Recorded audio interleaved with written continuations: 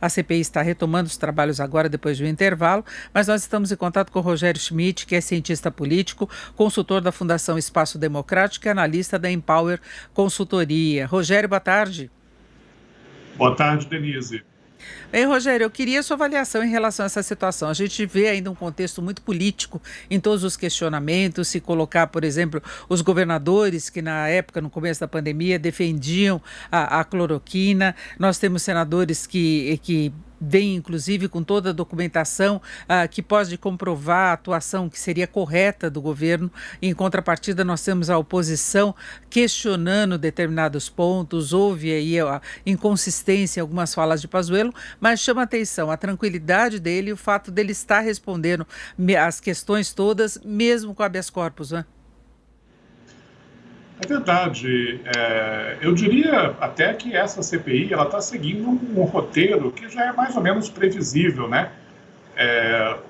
Os parlamentares aliados do governo tentando mostrar que o comportamento do Ministério da Saúde não violou nenhuma norma e que está alinhado aí com o que vem sendo feito em outros países. E os parlamentares da oposição, que são, aliás, a maioria, né, dos membros da CPI, tentando chamar a atenção para as falhas, né, da política de saúde do governo, especialmente no que diz respeito à vacinação. O desempenho do o ex-ministro Pazuello, né, acho que hoje está melhor do que ontem. Né? Ontem ele até teve que interromper, né, o seu depoimento, depois alegou que não se sentiu mal, mas há testemunhas em contrário. Quer dizer, é um grande jogo de xadrez, né? Os dois lados fazendo movimentos aí e tentando prevalecer sobre o outro lado.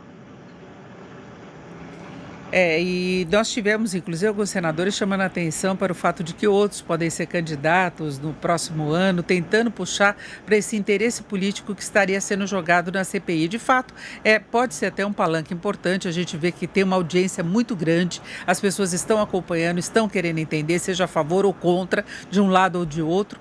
Então, tem esse posicionamento político e o espaço dado aos senadores, né? Hoje, até conversando com um amigo, ele brincou, né, que acabou o Big Brother e começou a CPI, né, quer dizer, ela meio que está ocupando esse espaço aí. A audiência, de fato, é muito grande, né, como outras CPIs do passado já aconteceu, né, e, sem dúvida, nesse momento, né, na política, não se fala de outra coisa, né. Agora, toda CPI, a gente sabe, tem um ciclo de vida, né, quer dizer, ela tem momentos altos e baixos, né, inclusive no que diz respeito à audiência. Eu diria que essa semana, que acho que é a terceira semana da CPI, talvez vai encerrar aí a primeira grande fase ou etapa da CPI. Né? É provável que nas próximas semanas não tenha, assim, por exemplo, nenhum depoimento de destaque tão grande como esse de hoje e de ontem, né, do ex-ministro Pazuello. Pode entrar aí num período de um vale, né, e depois lá na frente voltar a um outro pico, né? Mas o fato é que a prevalecer a maioria aí antigovernista da CPI, por enquanto as apostas ainda são de que o relatório final da comissão será devastador para o governo Bolsonaro. Só que já há articulação no sentido de ter um relatório paralelo, que aí seria com uma outra posição, endossado pelos governistas, para tentar amenizar isso que já se prevê de um relatório muito negativo em relação à atuação do governo federal. E vai lembrar que nós vamos entrar numa etapa também de investigações da comissão em relação àquela destinação de recursos por parte de governadores e prefeitos, mas principalmente dos governadores. Eu acho que eles podem entrar muito no foco das discussões, inclusive hoje Pazuello ele culpou o governo do Amazonas em relação ao que aconteceu em Manaus. Ele falou que a secretaria não tinha tanto interesse em acompanhar, então os governantes de lá teriam essa responsabilidade pela falta de oxigênio, a empresa que estava fornecendo também. Seria uma próxima etapa, talvez não chame tanto interesse assim, porque vai ser para cada estado, né? É verdade, e também não seria a primeira vez, né, que numa CPI esse governo ou qualquer outro que veio antes, né, tentaria apresentar um relatório paralelo, né, mas o que vale, o que tem valor regimental, não é o relatório que será apresentado pelo senador Renan Calheiros. Né. Agora, de fato, a CPI também vai investigar aí o comportamento dos estados e municípios, né?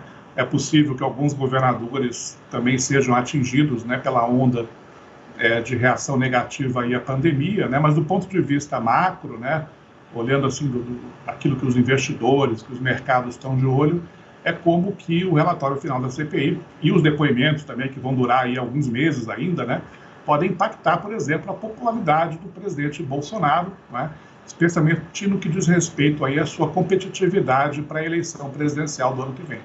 É isso pelo acompanhamento que as pessoas estão vendo, críticas ao governo, críticas a determinados procedimentos. Depois vai entrar nessa fase também envolvendo os governadores, mas de qualquer modo, concluído o relatório, apresentado e sendo apresentado um documento, como se prevê, contrário ao governo, pode ter algum desdobramento efetivo, algum processo, algum procedimento que se obrigue ao governo federal? Eu costumo, Denise, sempre dizer que a gente deve evitar os extremos, né, na análise de fatos como essa CPI. Né? Quer dizer, quando se fala de CPI no Brasil, normalmente as pessoas ou falam que a CPI vai dar em pizza, né, que não vai acontecer nada, né, ou falam que a CPI vai ser o fim do mundo, vai ser o apocalipse, né? Então vai acabar com o resultado do impeachment do presidente, de plantão, etc. Eu acho que dá para evitar esses dois extremos. A gente sabe que a CPI pode produzir alguns efeitos intermediários, né? Por exemplo, sobre a popularidade do presidente. Daqui a 2 meses nós vamos ter o processo de nomeação do novo ministro do Supremo, no Senado. Né? Então, por exemplo, dependendo de como a CPI estiver atuando até lá, talvez o governo tenha muita dificuldade de aprovar o nome que vier a indicar para a vaga do ministro Marco Aurélio. Né? Então, podemos evitar tanto o extremo de dizer que vai virar tudo em pizza, como também o extremo oposto do apocalipse. Né? Haverá consequências políticas, a gente ainda precisa avaliar melhor quais serão, mas elas haverão. Perfeito. Nós ouvimos o Rogério Schmidt, que é cientista político, consultor da Fundação Espaço Democrático e analista da Empower Consultoria. Rogério, muito obrigado, uma boa tarde. Obrigado, Denise, um abraço.